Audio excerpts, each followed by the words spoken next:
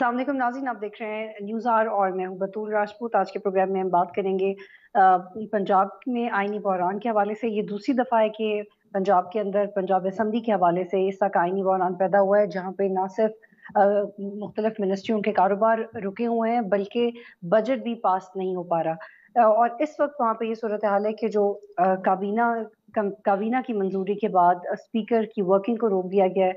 और अब ये पहली दफा हुआ है पंजाब काबीना की हिस्ट्री में कि एक वक्त में दो दो इजलास बुलाए गए और इस तरह के ऑर्डिनेंसेस को पास करवाने के बाद अब देखते हैं कि सूरत हाल किस तरफ जाती है। लेकिन जो बजट का कॉज है वो बहुत पीछे रह गया और ये सियासी लड़ाई में ज्यादा बदल चुका है। आज के हवाले से आज के प्रोग्राम में इस हवाले से भी बात करेंगे कि इमरान खान और बुशरा बीबी के असासों के हवाले से एक रिपोर्ट, बड़ी इंटरेस्टिंग रिपोर्ट सामने आई है। इलेक्शन कमीशन ने उनके असासे जो डिक्लेयर थे उनकी तफसीलात वाजे की हैं, वो इस पर भी बात करेंगे। बिलावल भुट्टो जरदारी और आसिफ अली जरदारी पर्टिकुलरली इनके असासों की तफसीलात भी आपके सामने पेश करेंगे। और हमने देखा कि जो रीसेंट डेवलपमेंट थी उसमें DGISPR की तरफ से बार बार ये मौक़िफ़ अख्तियार किया गया, एक के बाद एक प्रेस कॉन्फ्रेंसेस भी हुई ये क्लैरिटी देने के लिए कि कोई बैरूनी साजिश नहीं थी इमरान खान की गवर्नमेंट को टॉपल करने के लिए। लेकिन इसके बावजूद ये बयानियाँ, ये नैरेटिव बार बार आपको इमरान खान की तरफ से नजर आता है। लेकिन इसमें एक बहुत क्वेश्चनेबल स्टेटमेंट असद उमर साहब ने ये बोली कि जो पाक अफवाज हैं उनका लास्ट वर्ड नहीं है नेशनल सिक्योरिटी पे, at least he doesn't believe it. तो अगर इतना ज्यादा एक लैक ऑफ ट्रस्ट हो चुका है पाक एक सियासी जमात और आप बराह रास्त उंगलियां उठा रहे हैं अपने सिक्योरिटी इदारों के ऊपर सिर्फ इसलिए कि एक एक चीज जो आपकी फेवर में पॉलिटिकली जाती है अगर वो साबित नहीं हो पा रही, तो क्या इतने बड़े बयानात देने चाहिए या नहीं। और इसी कॉन्टेक्स्ट के अंदर इमरान खान और उनकी पार्टी ये चाहते हैं कि एक जुडिशल कमीशन बने और इस पर बाकायदा इंक्वायरी हो। इस पे फिलहाल तो सुप्रीम कोर्ट की तरफ से और मौजूदा गवर्नमेंट की तरफ से खामोशी है, लेकिन ये उनका प्रेजेंट मुतालबा है। इस वक्त मुझे ज्वाइन किया है पाकिस्तान तहरीक इंसाफ से डॉक्टर ज़रका साहिबा ने। डॉक्टर साहब बहुत शुक्रिया डॉक्टर साहब आप मुझे ज्वाइन करने के लिए। मुझे बताइएगा कि पंजाब में जो हो रहा है अब इसकी जिम्मेदारी किस पे आती है, क्योंकि जो आपके पहले इत्तेहादी भी रहे हैं और अब भी हैं, उन्होंने ऐसा स्टांस ले लिया है कि पंजाब की आवाम अफेक्ट हो रही है। जी बहुत शुक्रिया। दिस इज सेनेटर डॉक्टर जरका। Thank you very much for taking me on the show. और देखिए ये तो सारा एक ढोंग है जो हमजा शहबाज ने रचाया हुआ है, एक जबरदस्ती चीफ मिनिस्टर बनने के शौक में जिस तरह से इन्होंने आइन और कानून की धज्जियां उड़ाई हैं। यानी इनका इलेक्शन जो कि एक सरासर गैर आइनी काम था उस तरह से इनको मुसल्लित किया गया। 25 मुनहरिफ अरकान जिनको इलेक्शन कमीशन के हवाले से और सुप्रीम कोर्ट ने जिनको कहा कि ये मुनहरिफ लोग वोट नहीं डाल सकते, उनका वोट जब खत्म हुआ तो हमजा शहबाज इस वक्त चीफ मिनिस्टर नहीं है। लेकिन ये धौंस, ये जबरदस्ती, ये राना सनाउल्लाह और शहबाज शरीफ की जो इम्पोर्टेड हुकूमत है, इसके बीच में इसी किस्म के काम चल रहे हैं। जिस तरह से इस वक्त दो मुख्तलिफ जगहों पे यानी पंजाब असेंबली में और ऐवान इकबाल में पंजाब असेंबली का सेशन चल रहा है, ये तो एक मजाक है और ये मजाक इस मुल्क और इस स्टेट के साथ हो रहा है। और जो लोग, जिन इदारों का काम है इन चीजों को देखना, इनके ऊपर स्टेप्स लेना, वो जिस तरह चुप करके बैठे हुए हैं, वो एक घिनौना हंसी है और मजाक है। और ये मतलब कभी इस तरह हुआ नहीं। लेकिन ये शरीफ खानदान जिसकी एक डायनेस्टी है, जो अपनी डायनेस्टी के मुताबिक चलते हैं, आज उन्होंने मुन्ने सिलाई के ऊपर केस किया है, 2 लोगों को गिरफ्तार किया और अब ये गिरफ्तारियां भी शुरू हैं। यानी इन किस बेसिस के ऊपर ये सब काम कर रहे हैं? बजट इनसे एक इन्होंने पाकिस्तान के इंसान दुश्मन बजट लेके आए हैं जिसमें जो इन्होंने महंगाई की एक तूफान, एक बॉम्ब फेंका है लोगों के ऊपर। कहाँ 16 रुपए पे थी बिजली। ठीक है डॉक्टर ज़रका साहब, मुझे ये बात का जवाब दीजिएगा कि आप लोग कहते हैं कि ये पंजाब काबीना जाली है, स्पीकर कहते हैं गवर्नर जाली है, काबीना जाली है, तो आप लोग फिर साथ काम किस तरह से कर सकेंगे? जिसको अपनी कुर्सी सूट करी है वो वहां पे तो बैठा हुआ है, लेकिन जो कुर्सी नहीं मिलती वो फिर जाली हो जाती है। तो काम किस तरह से चलेगा? आप लोग रिफॉर्म्स पे कब बात करेंगे? ये दूसरा आईनी बहरान है, सिर्फ इसलिए पैदा हुआ है कि सियासी हमांगी बिल्कुल भी नहीं पाई जाती और ये बहुत परेशान कौन है। Do you think this behaviour is not mature at all किसी भी पार्टी की तरफ से? जी अगर आप मुझे बात करने देंगी। देखिए जो हुकूमत एक इम्पोर्टेड हुकूमत है जिसने 16 रुपए की बिजली इस वक्त 28 रुपए की है, और जो टैक्सेस इन्होंने हर बिजली के बिल पे लगाए हैं, आम सारिफ को 40 रुपए की बिजली पर यूनिट पड़ेगी। आप मुझे बताइए ये मुल्क कैसे चलेगा? इस वक्त 210 रुपए पेट्रोल है जो कि 300 रुपए पे ये लेके जा रहे हैं। आटा जब हमारी इमरान खान साहब की हुकूमत थी तो 50 रुपए पे था, अब आप देखिए ये 70 से 90 को टच करेगा।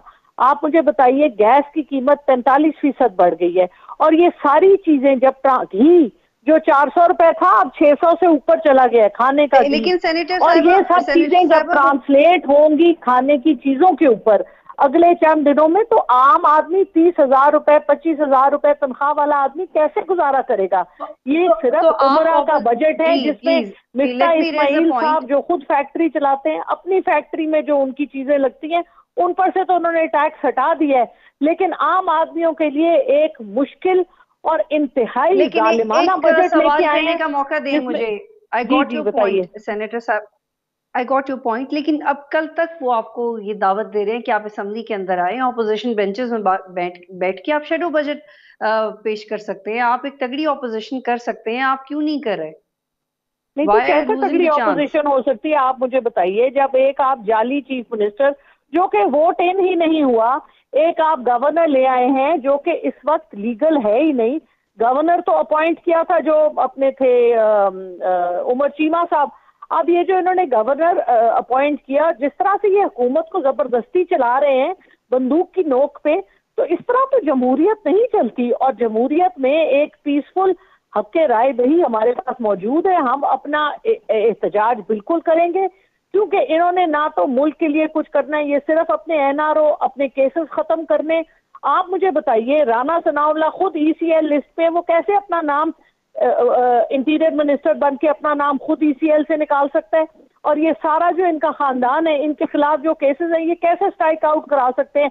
हमजा शहबाज के ऊपर खुद फर्द जुर्म आयद होता था मनी लॉन्ड्रिंग और टीटीज के हवाले से, चीफ जो प्राइम मिनिस्टर बने बैठे हैं उनके ऊपर भी यही टीटी और मनी लॉन्ड्रिंग के केसेस थे। तो ये किस मजाक तो हमारे मुल्क के साथ हुआ है, और इस मजाक के खिलाफ हम एहतजाज करते हैं और इसको हम एक्सेप्ट नहीं करेंगे, क्योंकि हम ना तो किसी से पैसे खा के यहाँ पे आए हैं, ना हमने किसी की गुलामी करनी है।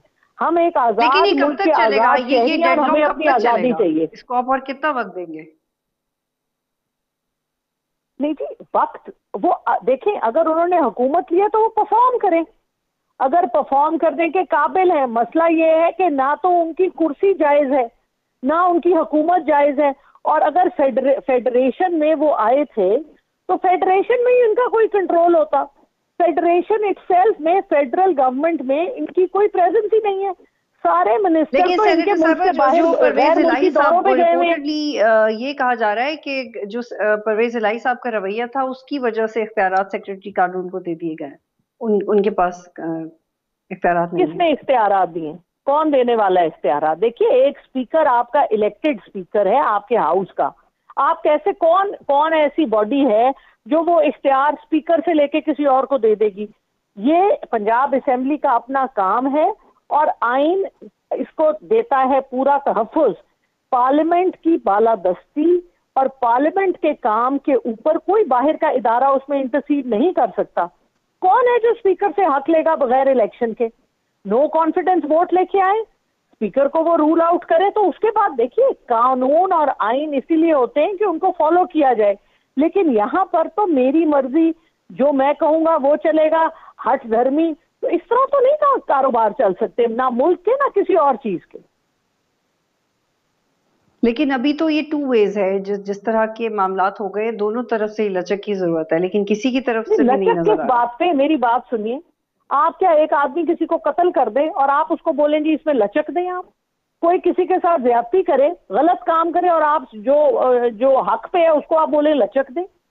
गलत काम का सजा होनी चाहिए, गलत लोगों को उसका खुमियाजा भुगतना पड़ेगा। ऐसे नहीं हो सकता कि आप लचक, कौन सी इखलाकियात, क्या हम अपनी सारी भूल गए हैं? कहने को अपने आप को मुसलमान कहते हैं और हमें सही और गलत का फर्क नहीं पता, और ना ही हम उसके ऊपर बात करने के काबिल हैं। इस कदर हमारी इखलाकी कमजोरी है। सेनेटर साहब जब मार कुटाई हो रही थी पंजाब असेंबली के अंदर, तब थम्स अप कर रहे थे परवेज इलाही, پھر پرویز الہی صاحب کو طارق صاحب نے بھی جو اشارہ کیا وہ بھی قابل اعتراض تھا. تو یہ وہ پوائنٹ جو طارق میں آپ کو صاحب کا تو سمجھانے کوئی کی رول کوشش ہی کر رہی نہیں ہے ہوں, نا جی. کس طرح سے طارق آپ ہے لوگ کون؟ کیسے آگے بڑھیں گے؟ آپ مجھے بتائیں, آپ پہلے اس کا ہی جواب دے دیں کہ وہ تارڑ ہے کون جو اسمبلی میں آ کے اس قدر بدتمیزی کر کے گیا ہے؟ کس بیسس پہ وہ اسمبلی کے اندر آیا, اور جو لوگ اس کو لے کے آئے اور جو اس نے وہاں پہ اشارے کیے, یعنی یہ اشارے تو گٹر اور باتھ روم میں نہیں ہوتے جو اس آدمی نے اشارے کیے. تو یہ کس قسم کے لوگ ہیں جو یہ سیاست میں اس وقت آئے بیٹھے ہیں؟ ان لوگوں کی نشاندہی ہونی چاہیے, اور ان لوگوں کو ان کا یہ جو غلط کام کرتے ہیں اس کے خمیازے ان کو بھگتنے پڑیں گے. لیکن سینیٹر صاحبہ آپ لوگ کیا سیاسی آپشن دیکھتے ہیں پنجاب کے اندر؟ کیا آپ کے پاس آپشن اور موجود ہے؟ آپ کے ارکان بھی اسمبلی کے اندر نہیں آ رہے, پی ایم ایل کیو کے ارکان بھی اسمبلی کے اندر نہیں آ رہے, دو اجلاس ہو رہے ہیں, معاملات آگے کیسے بڑھیں گے؟ کیا کرنا چاہیے آپ کو؟ انقلاب تو نہیں لا پا رہے, اگر انقلاب لاتے تو حالات بالکل اور طرح ہوتے. ابھی حالات آپ کے دیکھیے پوری جی, طرح اس وقت کنٹرول میں بھی نہیں ہے, تو آپ کو ایک پچھلے 3 درمیانی راستہ مہینوں نہیں سے ڈھونڈنا پڑے گا؟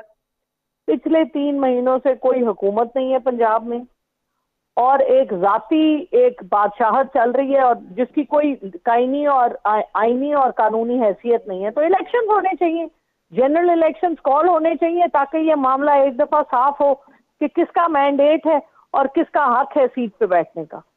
اس طرح سے بیک ڈور سے نہیں ہو سکتے کام.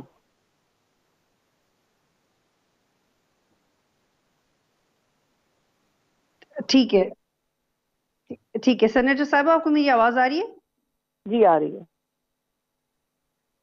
تو مجھے آپ بتائیے گا کہ آپ کی پارٹی کے اندر اس حوالے سے کیا بات ہو رہی ہے؟ آپ لوگ اس کو مزید کتنا, اس کو مزید معاملے کو کتنا سٹریچ کریں گے؟ آپ کا مطالبہ کیا ہے ایگزیکٹلی؟ ایسا کیا ہوگا کہ آپ بجٹ پاس ہونے دیں گے؟ ایسا کیا ہوگا کہ یہ حالات تھوڑے کنٹرول میں آئیں گے؟ دیکھیے جی, میں نے آپ کو پہلے بتایا ہے کہ جب تک الیکشنز نہیں ہوں گے یہ غیر آئینی اور غیر قانونی حکومت ہے, اس کی کوئی بیسس نہیں ہے. پچھلے 4 مہینے سے سوائے ذاتی مراعات, ذاتی کیسز اور ذاتی فورن ٹریول اور اپنے کیمپ آفیسز میں یہ خرچہ کرا رہے ہیں حکومت سے, ٹیکس پیئر کا پیسہ استعمال کر رہے ہیں. ہم اس کے خلاف احتجاج کرتے ہیں. آپ الیکشنز کال کریں, یہ حکومت نہ تو چل رہی ہے نہ چل سکتی ہے, اور یہ چیف منسٹر جو اس وقت سو کالڈ چیف منسٹر ہے یہ وانٹڈ ہے منی لانڈرنگ کے ٹھیک ہے. کیس میں اور ٹیز کے کیس میں. تو یہ اپنے کیسز بھگتے ہیں. نیب میں یہ غلط کام, اور ایف آئی اے میں جس طرح سے انہوں نے لوگوں کو مروایا ہے, جس طرح سے انہوں نے وہاں پر قانون کی شکنی کی ہے, اس کے حوالے سے ان سب کو خود سزا بھگتنی چاہیے, اور جو ان کی سزائیں بنتی ہیں وہ جیلوں میں جائیں. وہ مریم نواز صاحبہ ہے, ان کے اوپر 8 سال تو کی قید آپ ابھی ہے, سمجھتے ہیں کہ ان کو 20 اب تیسری دفعہ بھی 20 ملین دینے پنجاب ہیں. اسمبلی کا معاملہ سپریم کورٹ میں جائے گا؟ پنجاب اسمبلی کا معاملہ دیکھیے جی, الیکشن کمیشن کیونکہ اس وقت ایک بائس, اور یہ سب تنخواہ دار ملازم ہیں, اپنے افسوس سے کہنا پڑتا ہے شریفوں کے خاندان کے, اس لیے یہاں پر کیونکہ ادارے بیچ میں پھنس جاتے ہیں ذاتی لوگوں کے بائسز کی وجہ سے, اس لیے ادارے کی بھی تضحیق ہوتی ہے. اس وقت کام ہے کہ الیکشن کمیشن کون سے الیکشن, چیف منسٹر کس بیسس پہ چیف منسٹر ہے؟ آپ جس کو دل کرے آپ اس کو تو نہیں بنا سکتے. جس آدمی کو ووٹ ہی نہیں ملے, جس کی 186 وہ پورے کر نہیں سکا اپنی ایوان سے, تو وہ کس قسم کا چیف منسٹر ہے؟ سینیٹر ذائقہ صاحبہ ہمیں پروگرام میں جوائن کری تھی. یہاں پہ ایک بریک لیتے ہیں, پھر واپس آتے ہیں.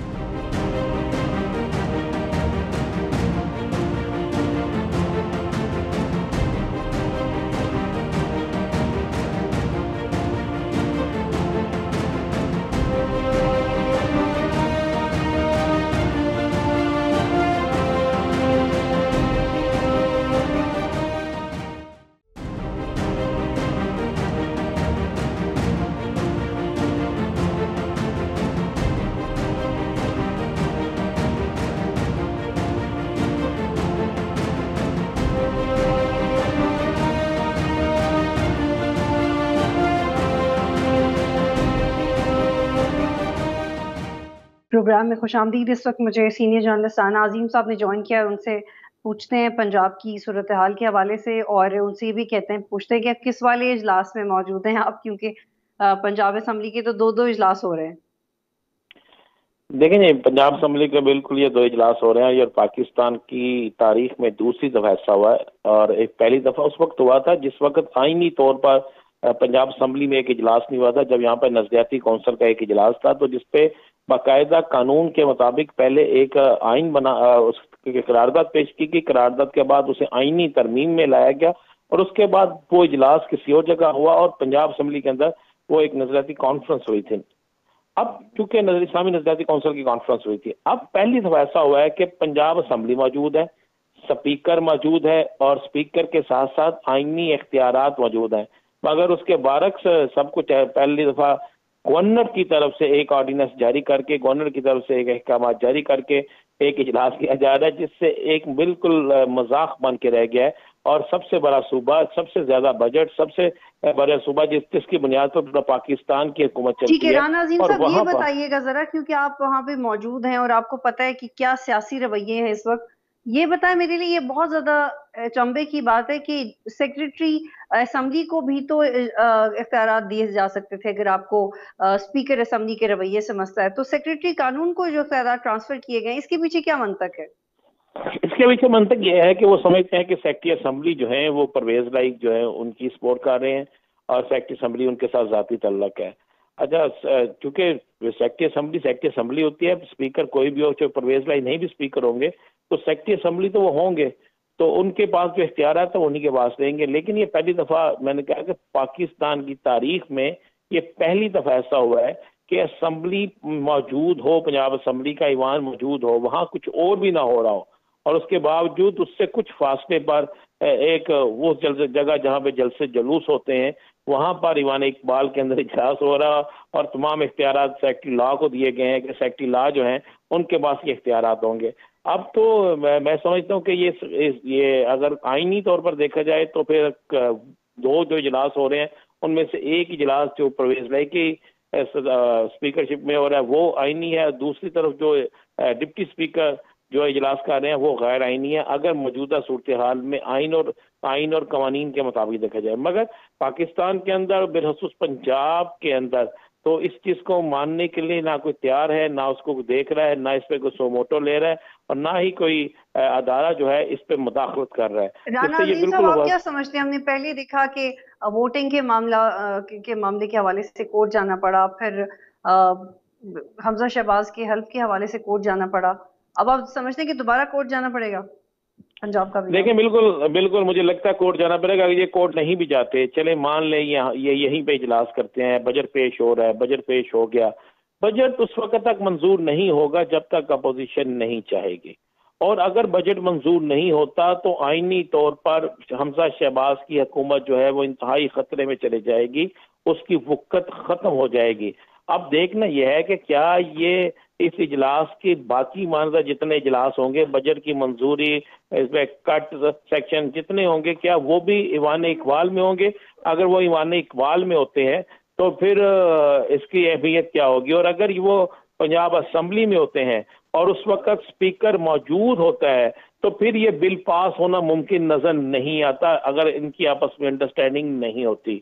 تو جو مجھے اب آج کے حالات کے بعد تو انڈرسٹینڈنگ نظر نہیں آ رہی، کیونکہ جو اجلاس پنجاب اسمبلی میں ہو رہا ہے اس میں تو اس اجلاس کی آئینی حیثیت کو قرارداد کے ذریعے غیر آئینی قرار دے دیا گیا ہے، گورنر کی جو آرڈیننس ہے اس کو غیر آئینی قرار دے دیا گیا ہے، اور بہت سی چیزوں کو غیر آئینی قرار دے دیا گیا ہے، اس پر موشن فائل کیا گیا اور موشن جو ہے وہ منظور کر لیا گیا ہے۔ تو اس کے بعد تو ایک آئینی بحران پیدا ہو گیا۔ اب کیا ان کے بجٹ کو یا ان کے اجلاس کو اگر آئینی مانا جاتا تو پھر وہ غیر آئینی ہوگا، پھر وہ کس حیثیت سے کیا گیا؟ اگر وہ غیر آئینی ہے تو پھر یہ غیر آئینی ہوگا۔ یہ معاملہ ہر کار کورٹ میں ہی جاتا نظر آتا ہے، لیکن کیا کورٹ جو عدالتیں جو ہے اب اسمبلیوں یا پارلیمنٹ کے فیصلے کرنے کی مزاج ہیں؟ کیا عدالتیں یہ فیصلہ کر پائیں گی؟ یہ بات جو ہے یہ بڑی قابل غور ہے۔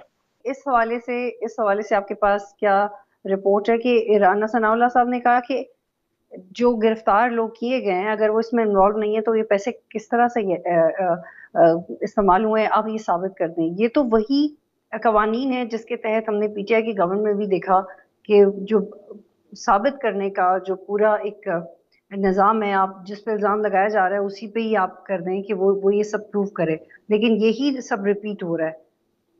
نہیں دیکھیں، بالکل ریپیٹ ہو رہا ہے، لیکن آپ دیکھیں جو آپ نے اس حکومت نے جو آئینی ترامیم منظور کی ہیں نیب کے حوالے سے اور کچھ ترامیم منظور کی ہیں، جس میں جب وہ نیب کے حوالے سے آتی ہیں تو وہی لاگو سارا کچھ ایف آئی اے میں بھی ہوگا باقی، جس میں ایک ترمیم تو یہ ہے کہ کرپشن جو ہوئی ہے، جو بھی کرپشن ہوئی ہے یا جو بھی منی لانڈرنگ ہوئی ہے، وہ انویسٹیگیشن کرنے والے افسر کو ثابت کرنا پڑے گا، انویسٹیگیشن کرنے والا اب ثابت ان کو کرنا پڑے گا۔ یہ سیم اگر آپ اس کیس کو دیکھتے ہیں تو پھر مرحوم مقصود ملک مقصود جو ہے، آپ اس کو کس اینڈ سے لیں گے؟ پھر آپ یعنی اس کہ میں یہ باقی لوگ، سلائی کے کیس میں انویسٹیگیشن کرنے والا ثابت کرے گا، دس از واٹ یو سیڈ؟ جی بالکل، یہ میں نے نہیں کیا، یہ جو انہوں نے اپنا قانون پاس جو نیب ترامیم پاس کی ہیں اس میں ان کی یہ ترمیم موجود ہے۔ ٹھیک ہے، لیکن انویسٹیگیشن کرنے والا اگر یہ پیسے ان دو ملزمان کے ہیں جنہیں گرفتار کیا گیا تو وہ ثابت کریں، ملزمان ثابت نہیں کرے، انویسٹیگیشن کرنے والا ثابت کرے گا کہ یہ پیسے میں ہوا ہے۔ اچھا، اس کے بعد ایک اور چیز ہے، انہوں نے قانون لگا دیا ہے کہ اگر 5 سال پرانا کوئی کیس ہوگا آپ نہیں کر سکتے اسے، آپ اس پہ پوچھ نہیں سکتے۔ اگر یہ کیس 5 سال پرانی پیمنٹ ہوئی تو پھر کس طرح پوچھیں گے؟ آپ نے تو خود ترمیم کر دی ہے اسمبلی میں جا کے، پارلیمنٹ کے اندر سارا کچھ کر دیا ہے، تو آپ کس حیثیت سے کہاں پر آپ پوچھیں گے؟ اچھا، یہ جو آرڈیننسز پاس ہوئے رانا عظیم صاحب، ایک تو یہ کہ سیکرٹری قانون کے پاس اختیار ہوگا اجلاس کو شروع ختم کرنے کا، اور یہ وہی آئین ہے جو قانون ہے جو 2019 میں ہوا کرتا تھا۔ اس کے ساتھ ساتھ یہ بھی لکھا گیا ہے کہ اسی 2019 کے آئین کے تحت اسپیکر کو افسران کو سزائیں دینے کا حق ہوتا تھا، جس کو ختم کیا گیا ہے، اور صوبائی وزراء کے مطابق صحافیوں کو سزا دینے کا اختیار بھی اسپیکر کے پاس تھا۔ اس کی آپ وضاحت کریں گے کہ صحافیوں میں بڑے آپ کو ایک اس میں بتا دوں، صحافیوں اور بیوروکریٹس کے حوالے سے ایک بل پنجاب اسمبلی سے پاس ہوا تھا، جس میں جرنلسٹوں کو سزا دینے کی بات کی گئی تھی، اور وہ بل جو پیش کیا گیا تھا، موشن پیش کی گئی تھی، وہ ملک محمد احمد نے پیش کی تھی، جو اس وقت محمد احمد خان جو اس وقت مسلم لیگ نون کے وزیر ہیں، انہوں نے پیش کی تھی، جس پر اسپیکر اور باقی تمام لوگوں نے، پی ٹی آئی اور نون لیگ نے مل کر اس پر فیصلہ کیا، اور وہ منظور ہوگی، جس کے بعد میں نے ہی وہ پروٹیسٹ کیا، ہم نے ہی اس پہ احتجاج کیا، جس کے بعد اسپیکر سے ہماری ملاقات کے بعد وہ تمام چیزیں کینسل ہو گئیں۔ ٹھیک ہے، بہت شکریہ رانا عظیم صاحب، سینئر جرنلسٹ ہمیں جوائن کرے تھے۔ یہاں پہ ایک بریک لیتے ہیں، پھر واپس آتے ہیں۔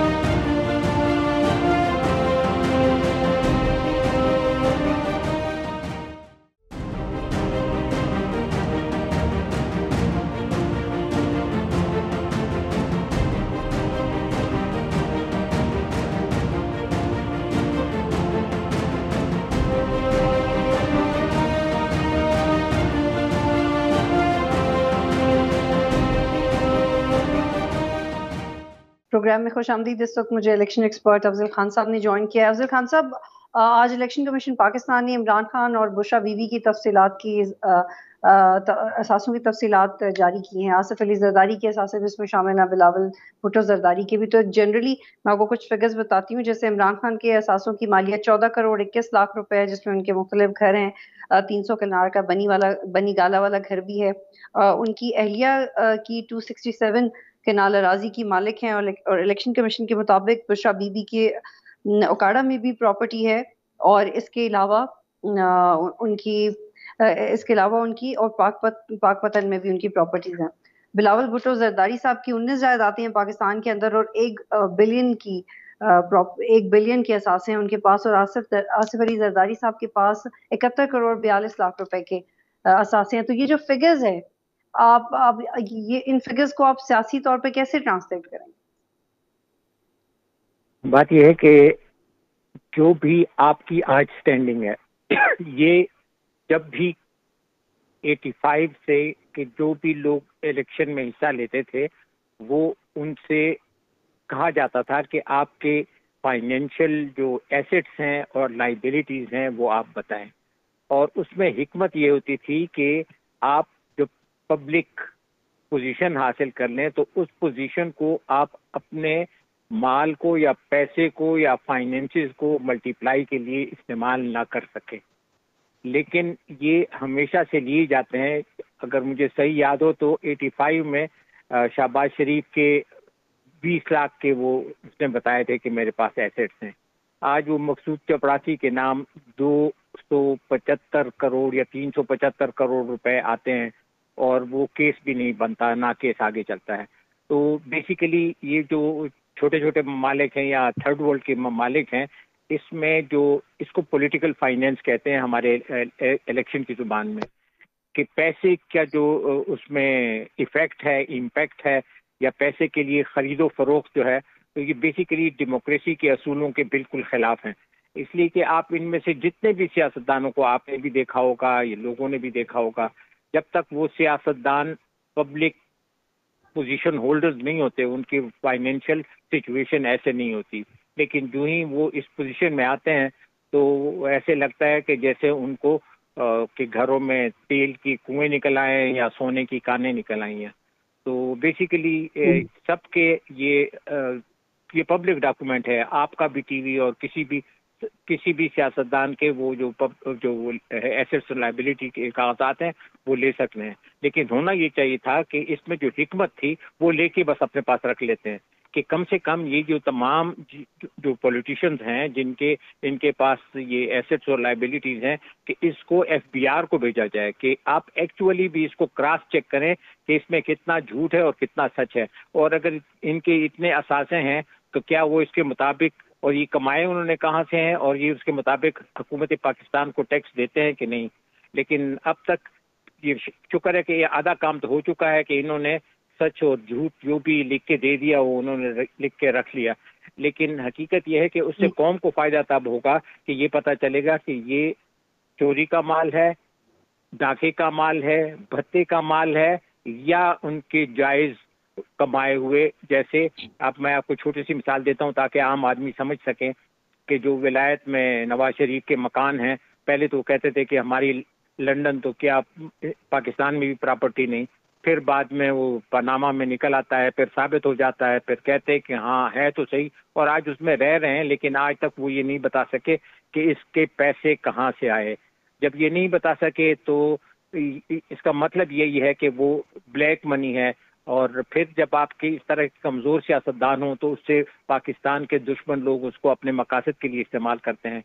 बहरहाल अल्लाह ताला करे कि ये जो जिन लोगों के पास जो भी आमदनी है कि इसके ऊपर क्रॉस क्वेश्चन हो सके, कि इसके ऊपर ऑडिट हो सके कि ये आपकी जो आमदनी है ये जायज़ है या नाजायज़ है, या आपको दुश्मन मुल्क से तो नहीं। आपने वो स्टोरी फॉलो की होगी, जाहिद गशकोरी बहुत सीनियर जर्नलिस्ट है, उन्होंने रिसेंटली एक स्टोरी की कि किस तरह से इमरान खान के एहसासों में इजाफा हुआ और उनकी काबीना के जो काबीना में लोग शामिल थे उनके एहसासों में इजाफा हुआ। तो हमने देखा कि दुगना और तिगना इजाफा हुआ है इमरान खान के भी और उनके काबीना के लोगों के एहसासों में। एक चीज आप अपने ख्याल में रखें कि मेरा एक छोटा सा घर है आप ही के जो टीवी स्टेशन के करीब रावल टाउन में, तो उसकी पहली कीमत 50 लाख नहीं थी। अभी वो वहाँ पे वो जो ब्रिज बन रहा है और सड़क बन रही है और डेवलपमेंट हो गई है, और वक्त के साथ साथ उसी की कीमत वैल्यू करोड़ों में चली गई है। तो ये अब आप कहें कि अफजल खान की जो है उसमें एसेट्स में तब वो डबल हो गई या ट्रिपल हो गई, नहीं, वो हमने खरीदा तो उस वक्त था जब सस्ता था, लेकिन आज उसकी कीमत बढ़ गई। और दूसरा उसमें आप ये चीज़ भी कभी न शामिल करें कि जैसे हमें आबाई जायदाद मिलती है, बाप और माँ की जायदाद में हमें विरसा मिलता है और उसकी वैल्यू बढ़ जाती है। अचानक किसी के पास मोटरवे निकल आए या रोड निकल आए और उसकी जो वैल्यू है बढ़ जाती है। असली चीज ये है कि आपके पास जराए ना हो, वसाइल ना हो। इमरान खान के पास तो उस वक्त वसाइल थे जो मेरे और आपके ख्याल से भी बाहर था। वो तो बहुत शुक्रिया अफजल खान साहब, आप प्रोग्राम में ज्वाइन कर रहे थे। नाज़रीन, प्रोग्राम देखने का शुक्रिया। अल्लाह हाफ़िज़।